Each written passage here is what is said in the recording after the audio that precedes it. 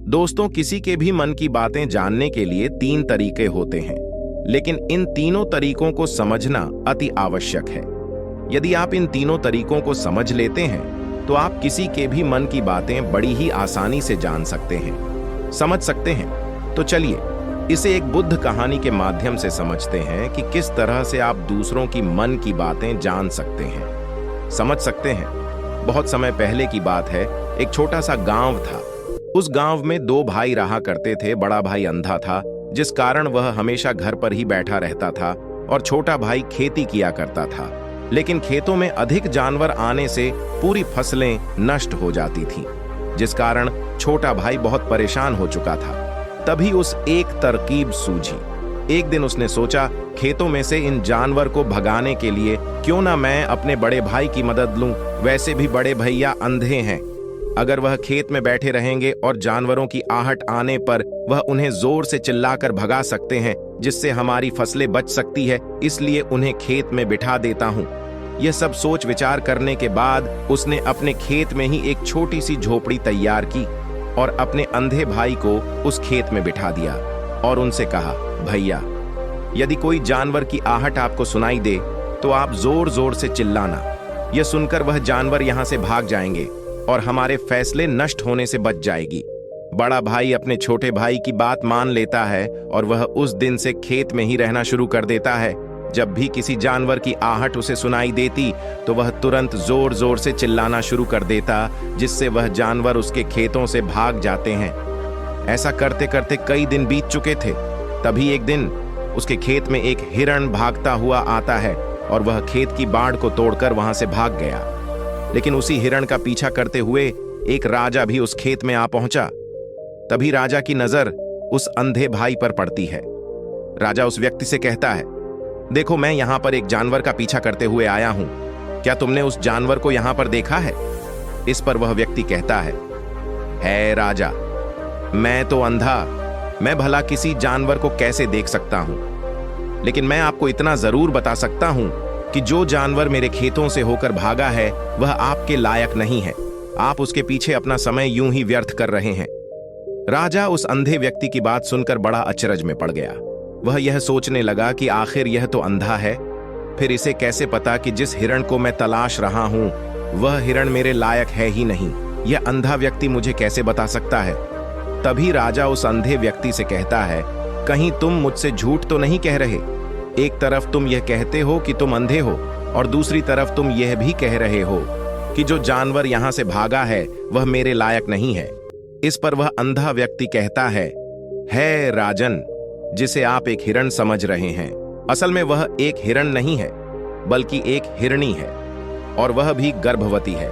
और जहां तक मुझे ज्ञान है, मैंने कभी किसी राजा को किसी गर्भवती हिरणी का शिकार करते हुए नहीं सुना है, और इसी कारण मैं आपसे यह कह रहा हूं कि वह हिरणी आपके लायक नहीं है। आप उसके पीछे अपना समय व्यर्थ ना करें। यह सुनकर राजा और भी अचरज में पड़ गया। वह यह सोचने लगा कि आखिर यह अंधा आदमी यह कैसे जान सकता है कि वह हिरनी है और गर्भवती है। राजा कुछ देर सोच विचार करने के बाद अपने सेनापति से कहता है, सेनापति जी, मुझे वह जानवर जिंदा चाहिए, क्योंकि मुझे यह पता करना है क्या वह हिरनी है और क्या वह गर्भवती है, क्योंकि यह अंधा आदमी बहुत विश्वास के साथ कह रहा है और मुझे इस बात की पुष्टि करनी है।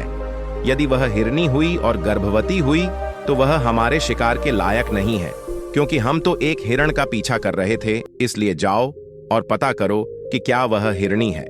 सेनापति राजा से आज्ञा लेकर आगे की ओर बढ़ चलता है, और कुछ देर बाद जब वह वापस लौट कर आता है तो वहां राजा को कहता है, राजन, इस अंधे आदमी ने जो भी बातें कही हैं वह बिल्कुल सही है। वह एक हिरनी ही है और वह गर्भवती भी है। यह सुनकर राजा आश्चर्यचकित रह गया। उसे समझ नहीं आ रहा था कि आखिर अंधा आदमी कैसे पता कर सकता है कि वह जानवर एक हिरनी है और तो और वह गर्भवती है। भला एक अंधा आदमी यह कैसे देख सकता है? यह कैसे जान सकता है? आखिर इस यह कैसे पता चला? ऐसे कई सारे प्रश्न अब राजा के मन में उमड़ने लगे। अब राजा ने यह ठान लिया था कि मुझे इस बात की तह तक पहुंचना ही है कि आखिर यह अंधा आदमी कैसे जानता है कि वह जानवर एक हिरनी है।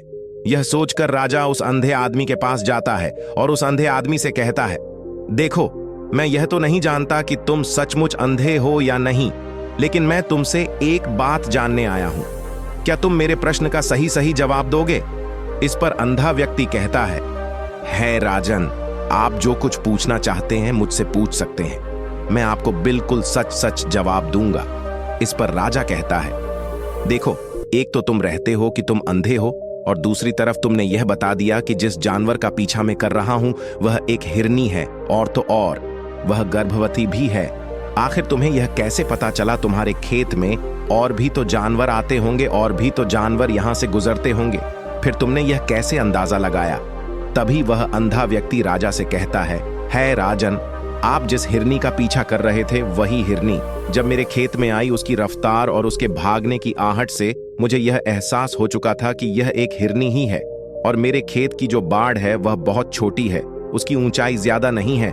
यदि कोई हिरण होता तो उस बाड़ को बड़ी आसानी से लांघ जाता, लेकिन वह हिरनी इस बाड़ को तोड़कर भागी है, और यदि वह इस बाड़ को छलांग लगाकर पार करने का प्रयास करती तो इससे उसके बच्चे को खतरा होता।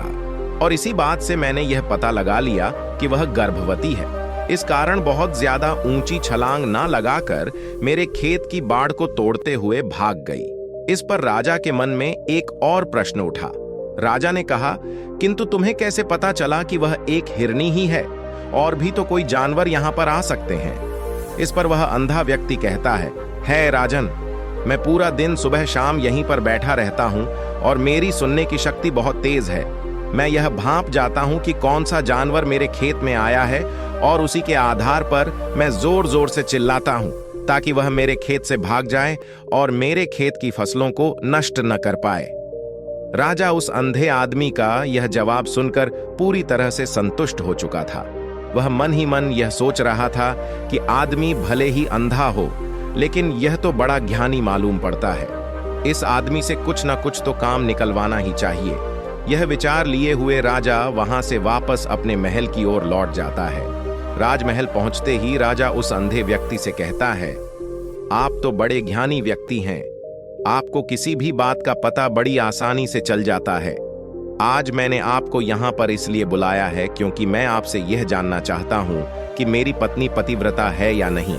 इस पर वह अंधा व्यक्ति कहता है राजन, यह कैसा प्रश्न हुआ? इस पर राजा कहता है, मैं आपसे बिल्कुल उचित प्रश्न किया है, मुझे इस प्रश्न का उत्तर दीजिए। इस पर वह अंधा व्यक्ति कहता है राजन, यह सारी बातें जाने दीजिए। आपकी शादी को इतने साल बीत चुके हैं, और अब आप यह बात क्यों जानना चाहते हैं?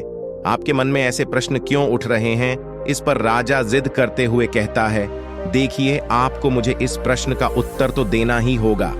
यदि आप मुझे इस प्रश्न का उत्तर नहीं देंगे तो मैं आपको मृत्यु दंड दे दूंगा। राजा के मुख से यह बात सुनकर वह अंधा व्यक्ति कहता है, यदि आप इस प्रश्न का उत्तर चाहते हैं तो उसके लिए आपको मेरा एक काम करना होगा।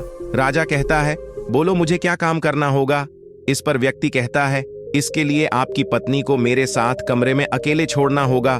उस अंधे व्यक्ति की यह बात सुनकर राजा पहले तो क्रोधित हो जाता है, लेकिन फिर कुछ सोच विचार करने के बाद वह उस व्यक्ति की बात मान लेता है और अपने सेनापति को आदेश देता है, सेनापति जी, इस व्यक्ति को और मेरी पत्नी को एक कमरे में कुछ देर के लिए अकेला छोड़ दें। सेनापति बिल्कुल वैसा ही करता है।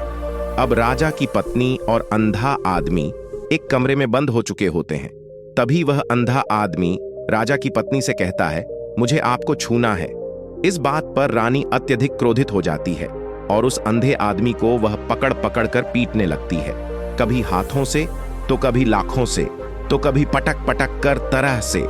उन्होंने उस अंधे आदमी की खूब पिटाई कि उसके बाद किसी तरह से वह अंधा आदमी अपनी जान बचाकर वहां से भाग निकलता है और वह राजा के पास पहुंचता है और वह राजा से कहता है राजन, आपकी पत्नी पतिव्रता नहीं है। यह बात सुनकर राजा अत्यधिक क्रोधित हो उठता है और राजा अपनी तलवार निकालकर सीधा अपनी पत्नी की ओर जाता है और क्रोधित होकर वह अपनी रानी से कहता है, रानी जी, आज मैं जो भी सवाल आपसे करने वाला हूं उसका मुझे सच सच जवाब दीजिएगा, और यदि आपने एक शब्द भी झूठ कहा तो मैं आपका अभी के अभी तक धड़ से अलग कर दूंगा। तभी आगे वह राजा कहता है, मुझे बताइए, क्या आप पतिव्रता हैं या नहीं? इस पर रानी कहती है राजन, आप भले ही मुझे जान से मरवा दीजिए, लेकिन मैं पतिव्रता नहीं हूं राजा। यह बात सुनकर बहुत खुश हुआ, क्योंकि उस अंधे आदमी ने जो भी कहा था वह बिल्कुल सच था। यह बात सुनकर तुरंत ही राजा उस आदमी के पास पहुंचता है और आकर उस अंधे आदमी से कहता है, तुम्हें कैसे पता चला कि मेरी पत्नी पतिव्रता नहीं है? इस पर वह अंधा आदमी कहता है राजन, बड़ी सीधी सी बात है। मैंने तो आपकी पत्नी से बस इतना ही कहा था कि मुझे आपको छूना है, और इस बात पर वह इतना क्रोधित हो उठी कि उन्होंने गुस्से में आकर मुझे लात घुसों से पीटना शुरू कर दिया। और भला कोई औरत किसी और मर्द को कैसे छू सकती है? लेकिन उन्होंने नेआव देखा ना ताव बस लात गुस्से पर बरसने शुरू कर दिए। वह भी तो एक छूना ही हुआ, और एक पतिव्रता नारी कभी भी पराए मर्द को नहीं छूती। जब मैं उस छूने के लिए कहा था तो वह उस वक्त मुझे मना कर सकती थी, लेकिन उन्होंने तो मुझे पीटना शुरू कर दिया, और देखते ही देखते उन्होंने मेरे पूरे शरीर को छू लिया। अब आप ही बताइए, ऐसी स्त्री भला पतिव्रता कैसे हो सकती है? इस पर राजा कहता है, तुम तो बड़े ज्ञानी मालूम पड़ते हो। अच्छा ठीक है, चलो तुम मेरे एक प्रश्न का और जवाब दो। यदि तुमने मुझे इस प्रश्न का सही सही जवाब दे दिया तो मैं तुम्हें यहां से जाने दूंगा। आगे राजा उस अंधे आदमी से कहता है कि तुम मुझे यह बताओ कि मैं सच में अपने पिताजी का ही बेटा हूं या फिर किसी और का। इस पर वह अंधा भी कहता है राजन, इस बात से आपका क्या लेना देना? आप किसी की भी औलाद हो, आखिर आप हैं तो इस राज्य के राजा ही, इसीलिए इस प्रश्न को जाने दीजिए। लेकिन राजा कहता है, नहीं, मुझे इस प्रश्न का सही सही जवाब चाहिए, अन्यथा यह प्रश्न मुझे हमेशा परेशान करता रहेगा। इसलिए मैं इस प्रश्न का सही जवाब जानना चाहता हूं। यदि तुम इसका सही सही जवाब दे देते हो तो तुम यहां से जा सकते हो, मैं तुम्हें नहीं रोकूंगा। इस पर वह अंधा आदमी कहता है राजन, इसके लिए तो मुझे आपकी मां के पास भी जाने की कोई आवश्यकता नहीं है। मैं आपको अभी अभी यह बता सकता हूं कि आप किसकी औलाद हैं, लेकिन उससे पहले मैं चाहता हूं कि आप मुझसे एक वादा करें कि आप मुझ पर क्रोध नहीं करेंगे। राजा ने कहा, मैं तुमसे वादा करता हूं, मैं तुम पर क्रोध नहीं करूंगा। इसके बाद वह अंधा आदमी राजा से कहता है, तो आप हैं तो अपने पिता के पुत्र, लेकिन आप पर एक कंजूस सेठ की छाया पड़ी हुई है। और यह सुन राजा क्रोधित हो उठा और वह तुरंत तलवार निकालकर अपनी मां के पास जा पहुंचा। वह वहां पर पहुंचने के बाद अपनी मन से कहता है, मां, मुझे सच सच बताइए, क्या मैं अपने ही पिता का पुत्र हूं या नहीं? यदि आपने मुझे सही सही नहीं बताया तो वह यहीं पर अपने प्राण त्याग दूंगा। मुझे बताओ, क्या सच है? इस पर उस राजा की मन कहती है, बेटा तू है तो अपने ही पिता का पुत्र, लेकिन तुम्हारे ऊपर एक कंजूस सेठ की छाया पड़ी हुई है। जब मैं एक बार नहाने के बाद अपना मुंह आईने में देख रही थी, तभी उस कांच के पीछे मुझे कंजूस सेठ नजर आता है और उसी की छाया तुम पर पड़ चुकी है। और यह सुनकर राजा खुश हो जाता है और वह तुरंत दौड़ा दौड़ा वापस उस अंधे आदमी के पास पहुंचता और उस अंधे आदमी से कहता है, तुम्हें यह कैसे पता चला कि मुझ पर एक कंजूस सेठ की छाया पड़ी हुई है? इस पर वह आदमी कहता है राजन, आपने मुझसे कई सारे सवाल पूछे जिनका जवाब मैं आपको सही सही दिया है। यदि कोई और राजा होता तो मुझे इसके बदले में बहुत सारे इनाम मिल चुके होते, लेकिन अब तक आपने एक फूटी कौड़ी तक नहीं दी है। इस बात से ही मैं अंदाजा लगा लिया था कि आप बहुत कंजूस हो। यह बात सुनकर राजा जोर जोर से हंसने लगा और कहता है कि आप जो भी मांगेंगे वह मैं आपको अवश्य दूंगा, लेकिन मुझे यह बताओ कि तुम्हें कैसे पता चल जाता है कि कौन सी बात सही है और कौन सी गलत? तुम किसी भी बात का इतना सटीक और सही जवाब कैसे दे पाते हो? इस पर वह अंधा आदमी कहता है राजन, मैं तो वैसे ही अंधा हूं। यदि मेरी आंखें होती तो मैं किसी के भी मन की बातें बड़ी सरलता से जान लेता। मन की एक भाषा होती है और यह भाषा मनुष्य के शरीर के व्यवहार के रूप में देखी जा सकती है। उसकी आंखों से, उसके होठों से, उसके काम करने के तरीके से, उसकी क्रियाओं से पता किया जा सकता है कि उसके मन में क्या चल रहा है। उसके आधार पर हम किसी के भी मन की बातें जान सकते हैं। लेकिन मैं तो अंधा हूं, मैं देख नहीं सकता, इसलिए मैं क्रियाओं से देखता हूं। यदि मुझे कोई बात जाननी हो तो अगले आदमी को कुछ काम देना पड़ता है, जिस पर वह व्यक्ति किस प्रकार काम करता है, किस तरीके से इस काम को करता है, उसके आधार पर ही मैं यह पता कर पाता हूं कि उसके मन में क्या चल रहा है। तभी वह राजा कहता है, तो क्या इसका अर्थ यह हुआ कि मैं भी किसी के मन की बातें जान सकता हूं? इस पर वह अंधा आदमी कहता है राजन, अवश्य आप भी किसी भी व्यक्ति के मन की बात जान सकते हैं, किंतु उससे पहले आपको अपने ऊपर काम करना होगा, और वह काम है अपने मन को शांत करना, अपने मन को वर्तमान में लाना होगा, जिसके लिए मैं आज आपको 3 तरीके बताने वाला हूं, और ये तीनों ही तरीके बड़े ही आसान और सरल हैं। किंतु है राजन, उससे पहले आपको एक काम करना होगा, अपने मन को एकाग्र करना होगा। जब हम अपने मन को एकाग्र करते हैं, अपने मन को वर्तमान में लाते हैं, तो हम दूसरे के मन की बात जान सकते हैं, क्योंकि वह आदमी अभी भी अपने मन में वर्तमान में ही सोच रहा है, और हमें भी मन को वर्तमान में ही लाना होगा, तभी हम उसके मन की बातें जान सकते हैं। यदि हम अतीत में हुई घटनाओं के बारे में सोच रहे हैं, तो वह जो अगला आदमी वर्तमान में सोच रहा है, वर्तमान में अपने मन में बात कर रहा है, वह हम कैसे जान पाएंगे? क्योंकि हम तो अतीत की घटनाओं में डूबे हुए हैं। इसलिए किसी के भी मन की बात जानने के लिए सबसे पहले हमें हमारे मन को एकाग्र करना होगा, उस वर्तमान में लाना होगा। आगे वह व्यक्ति राजा से कहता है राजन, जो 3 तरीके मैं आपको बताने वाला हूं, इन 3 तरीकों से बड़ी आसानी से किसी के भी मन की बातें जान सकते हैं।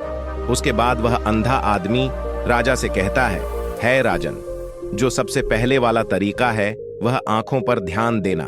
किसी व्यक्ति से बात करते वक्त उसकी आंखों में देखना, उसकी आंखों पर ध्यान देना, जो सबसे ज्यादा जरूरी है, क्योंकि आंखें बोलती नहीं पर बहुत कुछ कह जाती है।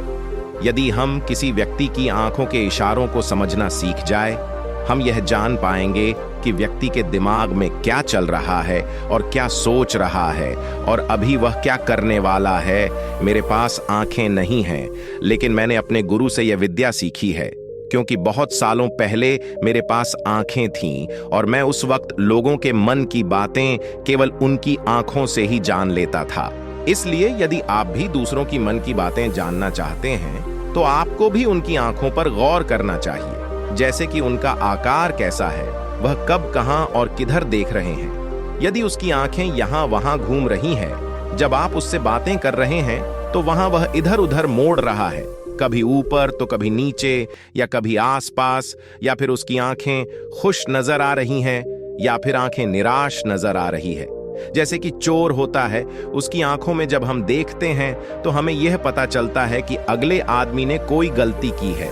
ठीक उसी प्रकार जब हम किसी चालाक व्यक्ति की आंखों में देखते हैं, तो आपको पता चलेगा कि उसकी आंखों में एक भाषा होती है, एक बहुत ही सीधा और आसान तरीका होता है। यदि आपको यह पता लगाना है कि सामने वाला व्यक्ति आपसे झूठ कह रहा है या फिर सही, तो आपको उसकी आंखों पर ध्यान देना अति आवश्यक है। यदि आपसे बात करते वक्त वह व्यक्ति अपनी आंखें यहां वहां घुमा रहा है, ऊपर नीचे इधर उधर दाएं बाएं हर जगह देख रहा है, तो इसका अर्थ यह हुआ कि वह उस बात से निकलने का कोई रास्ता ढूंढ रहा है, तो कोई झूठ बना रहा है। यदि सामने वाला व्यक्ति आपसे कुछ झूठ कहने का प्रयास कर रहा है, तो वह आपसे नजर नहीं मिलाएगा, वह यहां वहां देखेगा, ऊपर नीचे देखेगा, लेकिन वह आपकी आंखों में आंखें डालकर कभी नहीं देख पाएगा, क्योंकि उसे डर है कि यदि उसने आपकी आंखों में आंखें डालकर देखा, तो उसका झूठ पकड़ा जाएगा और लोगों को सच्चाई का पता चल जाएगा। और इसी प्रकार कुछ और भी भाषाएं होती हैं। जब आप किसी की आंखों में आंखें डालकर यह देखना शुरू कर देंगे कि उसके भाव क्या है, ठीक उसी प्रकार चेहरे के हाव भाव होते हैं, जिससे हम मन की बातें बड़ी आसानी से समझ सकते हैं, और इन्हें भी समझना बहुत जरूरी है। कभी कभी कोई व्यक्ति अपने चेहरे से, जैसे आंख, होंठ और बहुत से कुछ अलग अलग व्यवहार करता है। यदि आप किसी व्यक्ति के चेहरे में गौर करेंगे, तो आप आसानी से समझ पाएंगे कि वह व्यक्ति निराशा है, जब व्यक्ति बहुत उदास है, या फिर वह बहुत खुश है, या फिर उसको कोई बहुत बड़ा दुख है, वह अपने अंदर क्या महसूस कर रहा है। यह सारी बातें हम उसके चेहरे के हाव भाव से पता कर सकते हैं। फिर चाहे इंसान जुबान से कुछ बोले या ना बोले, लेकिन आप उसके चेहरे से सब कुछ पता कर सकते हैं। फिर चाहे इंसान जुबान से कुछ बोले या ना बोले, लेकिन आप उसके चेहरे से सब कुछ पता कर सकते हैं। आगे व्यक्ति राजा से तीसरा तरीका बताते हुए कहता है राजन, इसी प्रकार तीसरी भाषा भी है, अर्थात तीसरा तरीका भी है, और वह है हाथों के इशारे और शरीर का व्यवहार।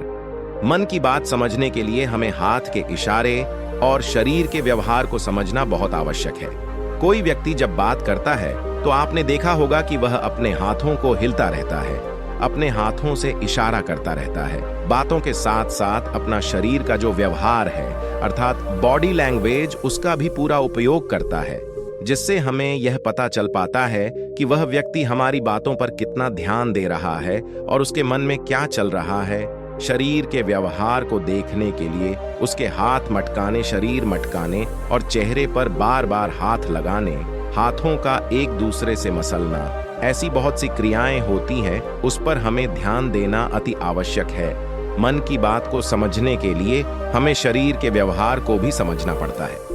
यदि हम इन 3 तरीकों को सही तरीके से ध्यान देकर इन 3 तरीकों को अच्छे से समझ लेते हैं तो हम बहुत जल्दी किसी भी व्यक्ति के मन की बातें बड़ी सरलता और सहजता से जा सकते हैं। इसलिए यदि आपको किसी के मन की बातें जाननी है तो आपको उसकी आंखों पर, उसके चेहरे पर, उसके शरीर के हर भाव को और उसके हाथों को ध्यानपूर्वक देखना और समझना होगा, जिससे आप यह समझ पाएंगे कि आखिरकार उसके मन में क्या चल रहा है और वह क्या सोच रहा है। लेकिन उनसे पहले आपको अपने मन को एकाग्र करना होगा, शांत करना होगा और अपने मन को वर्तमान में लाना होगा। तभी आप उस व्यक्ति की इन सभी क्रियाओं पर ध्यान दे पाएंगे, उन्हें समझ पाएंगे। अन्यथा आप यदि अतीत की घटनाओं में व्यस्त हैं, भविष्य की योजनाओं में व्यस्त है, तो आप उस व्यक्ति के हाव भाव पर कभी ध्यान ही नहीं दे पाएंगे और न ही आप कभी यह समझ पाएंगे कि आखिर उस व्यक्ति के मन में क्या चल रहा है, वह क्या सोच रहा है। आपने देखा होगा कि ऐसे कई बड़े संत महात्मा हैं जो बड़ी ही शांति से आपको देखते हैं और आपको देखकर ही यह बता देते हैं कि आपका मन में क्या चल रहा है, आप उनसे क्या जानने आए हैं। और इसका सबसे बड़ा प्रमुख कारण यही है कि वह आपको पढ़ सकते हैं, आपको समझ सकते हैं, आपकी मन की बातें जान सकते हैं, क्योंकि उनका मन एकाग्र है, शांत है और यही कारण है कि वह आपके मन की बातें बड़ी सरलता से समझ जाते हैं। उम्मीद है दोस्तों आपको ये कहानी अच्छी लगी होगी और अगर वीडियो पसंद आए तो वीडियो को लाइक और चैनल को सब्सक्राइब करना ना भूलें।